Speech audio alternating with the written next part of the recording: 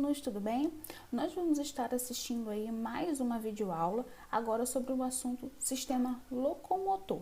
Vocês vão perceber que o sistema locomotor ele está associado a dois outros sistemas, o sistema esquelético e o sistema muscular. Então nós vamos estar falando um pouquinho de cada um. Não esqueçam de deixar as suas dúvidas na plataforma e também deixar as anotações no caderno em dia. Tá bom? Para a gente ficar com tudo bem organizado e também ficar mais fácil de vocês entenderem aí esse assunto. Então vamos lá entender mais um pouquinho sobre o que é o sistema locomotor. Vamos começar falando aí do sistema esquelético humano. O sistema esquelético ele é composto pelos nossos ossos, né? Então a gente vai entender um pouquinho como eles vão se organizar. Então aí, esqueleto humano, ele vai ser constituído de 206 ossos, isso é um esqueleto adulto, tá, gente? E ele vai ser dividido em duas partes, o esqueleto axial e o apendicular. O axial é a parte central, né? Deixa eu marcar aqui para vocês. É onde estão o crânio, onde está, né? Crânio. E aqui, ó, costelas, coluna vertebral. Então, essa aqui é a parte do esqueleto axial. O esqueleto apendicular vai ser a parte dos membros superiores e membros inferiores. Essa é a parte aí do esqueleto apendicular. Então, essa aí é a divisão principal do esqueleto pra gente. Ele é super importante, pessoal, porque é o que vai permitir a nossa proteção. E está aí, funções do esqueleto humano. A primeira delas, a proteção. Segunda, sustentação. Produção de células sanguíneas. Então, é no nosso esqueleto que as células do sangue são produzidas, principalmente na região do quadril, né, dos ossos do quadril. E também no fêmur, que é o osso da coxa, o maior osso do corpo humano. E armazenamento de sais minerais, principalmente o cálcio. Então, a função dele aí bem especificada e importante lembrar para a gente também. Então, do que é formado o osso, certo? Ele é formado por um tecido ósseo. Lembra lá no início que nós vimos que todo tecido é formado por um conjunto de células? Então, as células que vão formar o tecido ósseo são chamadas de osteócitos, como está aí descrita no slide. Então, como é essa célula? Ela é uma célula que tem uma substância mais sólida, muito preenchida por sais de cálcio e fósforo. Por isso que o osso vai ser um tecido diferenciado. Ele vai ser um tecido onde a sua aparência é mais rígida, né, mais dura do que o tecido da nossa pele, por exemplo. A gente toca na nossa pele e tem uma certa maciez, né? A célula é diferente, a célula epitelial ela é um pouco mais plástica, né, mais maleável. A do tecido ósseo não, ela é uma célula com grande quantidade de sais de cálcio. Então, essa matéria sólida dá uma rigidez ao tecido, tornando, né, possível a formação de ossos. Então, é uma característica exclusiva desse tecido para que seja possível a formação dos nossos ossos. Os ossos são órgãos do nosso corpo também, tá? Continuando, quais são esses tipos de osso? Eu tenho um osso compacto e também um osso poroso. O osso compacto, ele é mais denso, né, mais resistente, digamos assim. Então, a gente pode, um exemplo aí de osso compacto, o osso da nossa perna, o osso do nosso braço, né, ele é um osso mais rígido, ele aguenta mais os impactos. O osso poroso, ele já é um pouquinho mais espaçoso, ele tem pequenos poros, pequenos pontinhos dentro dele, aqui dá pra ver na foto, aqui esses pequenos pontinhos, olha, aqui por dentro dá pra ver melhor. Então, esses espaços dão a aparência, né, de uma esponja a esse tecido, mas é porque eles precisam ser irrigados por sangue. Ó. Por dentro deles, vocês podem perceber que passam várias veias pequenininhas, olha, muito pequenas, que trazem nutrientes para o osso e também levam nutrientes do osso para as outras partes do corpo. Podem lembrar que o sangue é produzido aí dentro, então ele precisa sair dessa fábrica, né, e sair por esses pequenos furinhos que existem dentro do osso, tá bom? Então são diferenças aí importantes no tipo de osso. por dentro dos ossos. Então, o que a gente vê aí por dentro? Ó, já dá logo de cara para notar que aqui, ó, eu tenho um osso poroso, né, vários pontinhos, e essa parte aqui do meio é um osso mais compacto, tá bom? Então, no mesmo osso eu tenho essas diferenças. Vamos lá. Vamos ao que é importante, o que tem por dentro dos ossos. Então, eu quero destacar para vocês aqui a medula óssea vermelha, ó, ela tá bem aqui, que é o que vai formar as células sanguíneas. A medula óssea amarela, aqui, ó, dá para ver bem nessa foto, aqui embaixo, que é uma reserva de gordura. Ela também é chamada de tutano, gente, tá bom? Então, o tutano do osso é reserva de gordura, é nutriente puro.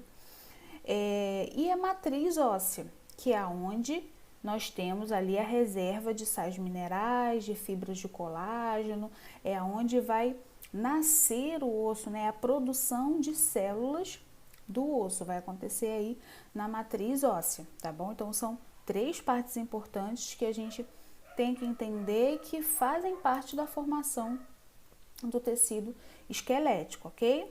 Continuando, vamos classificar os ossos agora. Eu tenho algumas classificações aí importantes que vocês precisam saber.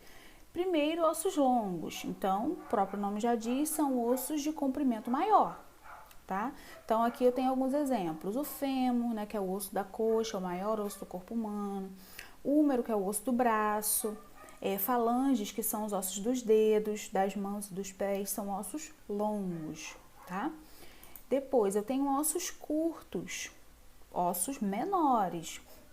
Essa foto que vocês aí estão vendo são da palma da mão. Então, tanto a palma da mão quanto a planta dos pés tem ossos pequenos, que são chamados aí de ossos curtos, tá? Então, aqui, ó, carpo, ossos do carpo. Toda vez que vocês virem essa palavrinha aqui, carpo está se referindo à mão e tarso está se referindo aos pés, tá? Ossos chatos, eles são mais planos, né? Achatados.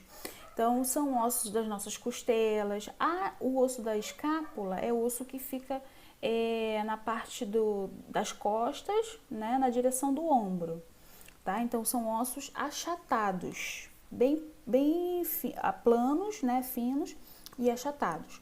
Ossos irregulares, que não têm formatos específicos, né? Eles podem se adaptar à estrutura que vai passar por dentro dele. No caso aqui, a maioria dos ossos irregulares do nosso corpo está na coluna vertebral.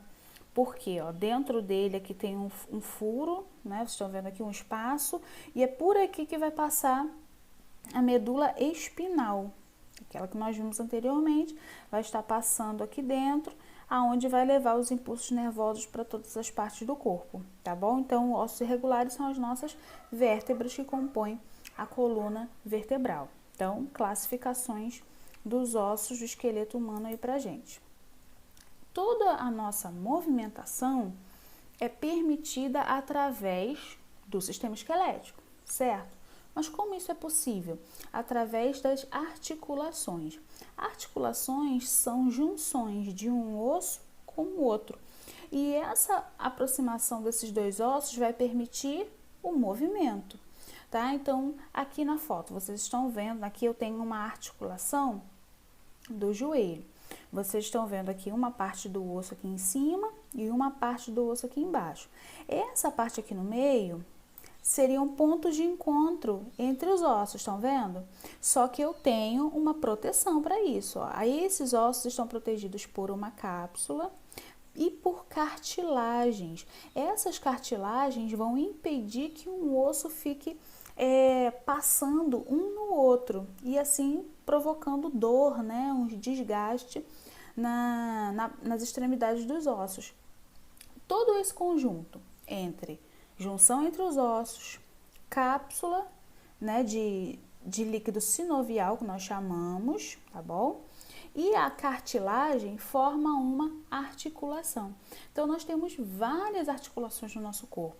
Exemplos aí para vocês: a articulação do joelho, a articulação do cotovelo, a articulação dos dedos, a articulação do quadril, sendo que vocês vão perceber que existe uma diferença entre as articulações. Eu tenho articulações que se movimentam bastante, eu tenho articulações que se movimentam pouco e tenho articulações que não se movimentam de forma nenhuma. Então, o que é importante lembrar? O que é articulação? Junção entre um osso e outro. Eu tenho articulação que se movimenta bastante, que não se movimenta ou que se movimenta pouco. E do que é formado uma articulação? Junção entre os dois ossos, uma cartilagem e uma cápsula onde eu tenho um líquido sinovial que vai lubrificar, né, esses ossos, vai permitir que eles se movimentem sem ficar um osso encostando no outro e provocando dor aí na pessoa, tá bom? Então, articulação aí pra gente também super importante. Então, aqui, ó, mais uma foto dos elementos que compõem a articulação, tá? Então, aqui, articulação do ombro, que a gente tá, articulação do joelho, perdão. Aqui, ó, nos pés, aqui é o tendão de Aquiles, e aqui o que compõe a articulação: cartilagem, ligamentos, líquido sinovial e o tendão, tá bom? O tendão vai ser uma associação entre a parte muscular e o osso, que a gente vai ver mais lá na frente. Continuando aqui, classificações. Então, grau de classificações aí das articulações. Eu estava falando anteriormente com vocês, vamos só deixar isso bem descrito, né? E também bem visível agora nas imagens. Então, aqui eu tenho articulações do crânio, são articulações imóveis, ou seja, elas não se movimentam. Aqui vocês estão vendo nessa foto a parte superior do crânio, eu tenho aqui, ó, 1, 2, 3, 4 ossos diferentes.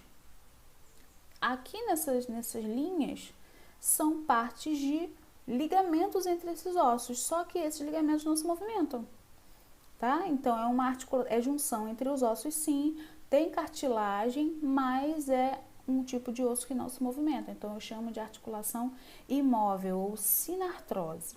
As articulações que se movimentam pouco ou anfiartroses vão ser, ó, as articulações da palma da mão. Então, cuidado para não confundir. As articulações dos meus dedos são móveis, elas se movimentam bastante. Na palma da minha mão eu tenho um movimento limitado. Na minha coluna também eu tenho um movimento limitado, né? Geralmente eu viro para um lado e para o outro, né? Não é possível eu dar uma volta aí de 360 graus com a coluna, não dá, né? Então, são articulações de pouco movimento. E movimentos amplos. Então, articulações que se movimentam bastante, que eu consigo, né, mexer muito, ter uma movimentação adequada. São as articulações do ombro, articulações do joelho, articulações dos dedos, dos braços, né, do cotovelo. Estes são chamados aí de diartroses, ok? Então, essas são as classificações das minhas articulações. Vamos continuar a entender mais um pouquinho aqui através da foto, ó. Movimento que elas vão fazer. Aqui na partinha azul está destacado o tipo de movimento, ok? Se é um movimento limitante, essa aqui tem um movimento limitante. Ela só vai mexer pouco, né? Essa daqui tem um movimento mais amplo. Aqui, ó, essa daqui também. Tá? Então, essa comparação é para vocês terem uma ideia de como esse movimento é possível, tá? Coluna vertebral. A coluna vertebral, ela é uma junção de vários ossos. Então, na verdade, aqui nós encontramos uma grande quantidade de ossos com características um pouquinho diferentes, todos eles irregulares, mas que têm o objetivo de sustentar e proteger o corpo humano. Então, na coluna vertebral, eu vou encontrar 7 grupos de ossos cervicais que vão sustentar aí o meu pescoço, né, cabeça e pescoço. Aqui, descendo mais um pouquinho, eu encontro 12 pares de ossos torácicos que vão, através deles, proteger o meu tórax, formar as costelas. Então, são ossos de onde saem ramificações até a parte da frente do corpo, formando as costelas. Então, são ossos aí da caixa torácica, são 12 ao total. Tenho 5 grupos de ossos lombares, que vão formar aí o meu quadril. E temos aí 9 ossos sacrais ou coxígenas, que vão estar formando ali a região do bumbum. né, aquele osso que protege todo o final da coluna vertebral. Então, o que é importante a gente ter atenção, gente, e nesse slide está mostrando bastante isso, é sobre a má postura. Então, aqui vocês estão vendo colunas com problemas relacionados à postura. Então, aqui, ó, essa coluna está um pouquinho torta, né, para lateral, é um processo de cifose. Aqui na parte final nós temos o processo de lordose também, que é um mau jeito na coluna. Tudo isso provocado por má postura, né? Às vezes sentar de uma forma errada na cadeira ou no sofá, ou então por carregar peso em excesso. Então tudo isso traz danos à coluna que podem ser até irreversíveis, tá? Então tenham bastante atenção à postura e cuidados com o excesso de peso, né? Aquela mochila mais pesada, aquela sacola mais pesada. Então, muito cuidado aí com os problemas na coluna, que embora a coluna seja resistente, mas precisa que nós tenhamos os cuidados necessários, tá bom? Aqui, ó, mais um slide sobre a questão da postura. Aqui nesse primeiro lado, a escoliose, que a coluna torta. Esse problema é muito comum em pessoas que pegam muito peso de um lado só, tá? Então, vocês veem que o lado que se pega mais peso é mais danificado. Cifose, que é quando a pessoa fica com aquele pescoço de tartaruga, né, assim para frente. E a lordose, que é quando essa parte aqui da coluna fica muito acentuada, né? Então, esse problema de lordose aqui é muito comum em mulheres que usam muito salto alto, constantemente, né? Não tem aquele equilíbrio, né, assim, entre usar o salto e sapato mais baixo, né? Ficam diariamente, constantemente só usando salto alto, então isso agrava também e pode fazer surgir alguns problemas na coluna, tá bom? Então a gente sempre tem que ter atenção a esses detalhes. Outro problema também muito comum é a osteoporose. A osteoporose, ela começa a surgir principalmente nas pessoas que já têm mais idade, né? A partir aí de seus 60 anos. Ela é causada pela falta de cálcio nos ossos. Então, o cálcio, ele é um dos processos, ele é um dos minerais mais importantes para os ossos. Então, é natural, conforme os anos passem, né, que o nosso corpo perca esses minerais e é necessário repor, né, através de medicamentos.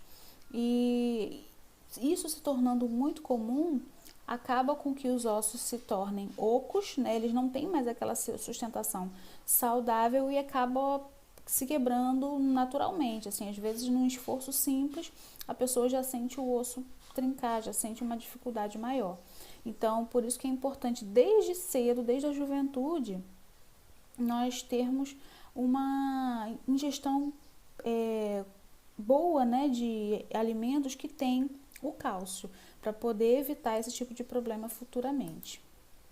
Aqui mostra a foto de um osso normal, ó, com os poros em condições normais, e aqui um osso com osteoporose, ó, como é que ele fica bem mais espaçado, né, como esses poros ficam bem mais amplos. Então, isso aqui tudo permite com que o osso se quebre com mais facilidade, tá bom? Aqui algumas curiosidades sobre o sistema esquelético. Nos bebês, esse sistema esquelético ainda não é completamente formado, principalmente na cabeça. Então, aqui, ó, os ossos têm um espaço bem amplo do crânio do bebezinho. E aqui no meio fica um espaço que a gente chama de moleira, né? Por isso que tem aquela proteção com a cabecinha do bebê, né? Tem que usar touca, não pode encostar, e aquelas várias recomendações que a gente já conhece. Tudo isso faz sentido, gente, é porque esse espaço aqui ainda está aberto. Então, qualquer impacto, qualquer mudança de temperatura, qualquer proteção que esse bebê não tenha, pode trazer aí alguns probleminhas para ele, tá bom? Então, por isso que a gente tem que ter todo cuidado, tá? Então, esse osso vai se fechando com o tempo, à medida que a criança for se desenvolvendo, tendo mais nutriente, né, crescendo, esse ossinho vai fechando e fica normal como o de um adulto. Então, até os 3 anos esse processo aí se encerra, tá? Da mesma forma que com as mãos, olha. As mãozinhas, né, do bebê são fofinhas, né? Da criança também ainda são um pouquinho mais fofinhas. A de vocês, adolescentes, e a do adulto já é um pouquinho mais firme, né? Porque os ossos já estão completando aqui o crescimento, tá bom? Então, algumas curiosidades aqui, ó, o bebê tem mais ossos do que um adulto, né? Os membros do recém-nascido não são inteiros, né? Então, aqui entre os 18 e 20 anos, essas regiões vão se calcificar, ou seja, o osso vai ter sua formação completa. Aí nós vamos ter um esqueleto completo também, tá bom? Então, são curiosidades muito importantes da gente saber. Agora, e sobre os dentes? Vocês já tiveram cuidado aí com a higienização dos dentes? Isso é muito importante, né? E aí, eles vão fazer parte do esqueleto? Eles são considerados ossos, né? Então, vamos aí entender mais um pouquinho. Bem, eles não são considerados ossos do esqueleto iguais àqueles que nós vimos, né? Eles também são feitos de cálcio, também são estruturas, né, que vão estar associadas à proteção de uma região, à sustentação, mas eles não vão ser relacionados aí aos ossos quanto aqueles que estão na parte interior, tá bom? Então, os dentes têm cálcio, fósforo, né, minerais que vão compor aí toda a sua estrutura. Os ossos também têm alguns minerais, só que os ossos, eles têm muito colágeno. O colágeno, ele vai permitir que os ossos tenham uma flexibilidade, né? Limitada em alguns momentos, mas existe essa flexibilidade. Já os dentes, eles não possuem tanto colágeno assim. Então, por isso os dentes vão ser as estruturas mais fortes do corpo humano, né? Até mais forte que alguns ossos, tá? Então, por isso que a gente não considera o dente sendo um osso como todos aqueles outros que nós vimos anteriormente, tá? É importante lembrar que nós devemos ter um cuidado muito importante com os dentes. Devem ser escovados, deve ser passado fio dental, porque existem muitos problemas associados aí à higiene bucal, né, que são as cáries e o mau hálito, e eles podem também desencadear outros problemas no corpo, até mesmo problemas cardíacos. Então, é importante que essa escovação do dente seja diária. É importante que se evite comer determinados tipos de alimentos, né, constantemente, principalmente doces, que são as principais fontes de cárie e aparecimento de doenças aí relacionadas à nossa boca, tá bom, gente? Então, muito importante lembrar disso aí. Finalizando aí o sistema locomotor, vamos falar um pouquinho sobre o sistema muscular?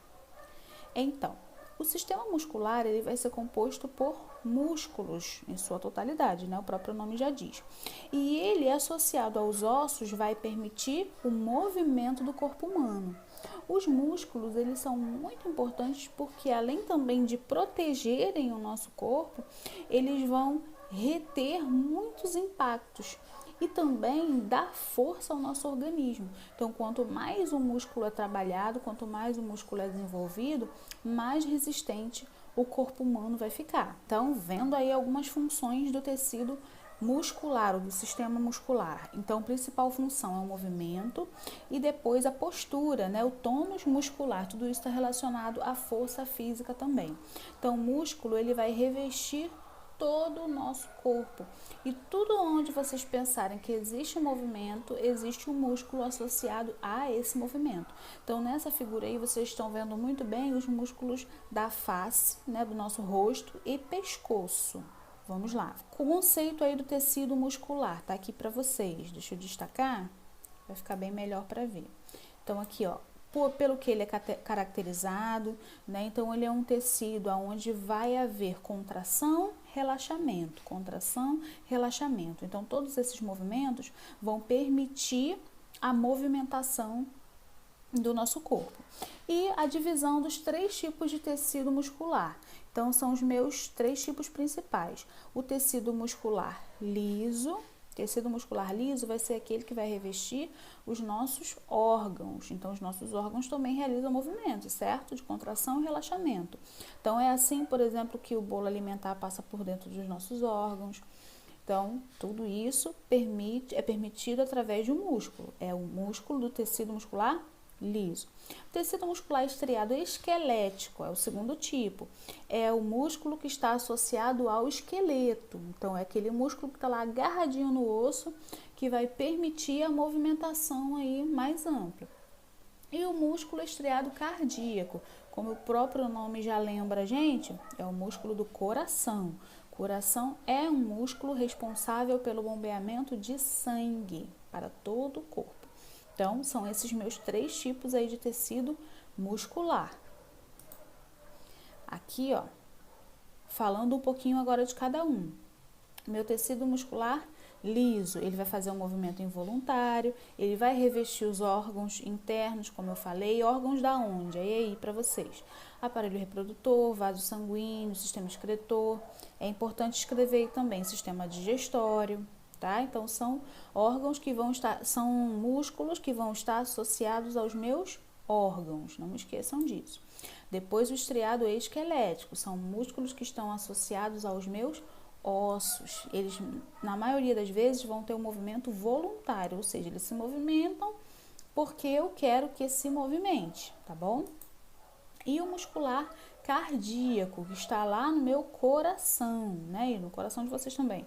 São músculos, é um músculo, aliás, que vai ser responsável por bombear o sangue. Então, ele tem um controle voluntário, ele tem um controle involuntário, tá? Ele funciona independente da minha ação mental, né? Então, ele funciona independente da minha vontade. Acho que vai ficar melhor para a gente entender dessa forma, tá bom? Então, são esses 3 tipos de músculos aí muito importantes para a gente poder estar entendendo. Toda movimentação muscular, ela vai ter início a partir da contração do músculo. E como acontece essa contração? Através de moléculas. O nome delas são actina e miosina. Então, toda vez que eu tiver uma contração, e aqui ó, no desenho eu vou destacar para vocês. Toda vez que eu tiver uma contração e um relaxamento, elas duas vão estar trabalhando de forma simultânea. Então, aqui ó, quando eu tenho a actina atuando, eu tenho esse músculo relaxado. Agora, quando a miosina está atuando, eu tenho o músculo contraído. Então, aqui, ó, o deslizamento de uma sobre a outra leva à contração e o relaxamento muscular, tá? Então, esses 2 nomes são importantes aí para vocês lembrarem, pois eles estão associados à movimentação do músculo. E uma situação que vale a pena a gente comentar é sobre o desenvolvimento muscular. Então, à medida que o corpo humano ele realiza atividades físicas, realiza atividades regulares, né? Como, por exemplo, uma caminhada, andar de bicicleta, até mesmo o próprio treino físico, né, a prática de algum esporte, ou então até mesmo a musculação, faz com que os músculos ganhem muito mais resistência, ganhem muito mais tônus muscular. E isso faz com que o corpo se desenvolva melhor e se torne muito mais fortalecido, melhorando também a questão da circulação, melhorando a questão da reserva de gordura. Então, é muito importante a gente manter uma rotina de atividades físicas. Lembrando que uma rotina de atividades físicas não é fazer um exercício de vez em quando, né? Não é eu vou caminhar hoje e depois só semana que vem. Não, é pelo menos 3 vezes por semana ter alguma atividade física, que pode ser uma caminhada de 20 minutos, pode ser andar de bicicleta, né? Quem tem quintal no próprio quintal, quem tem...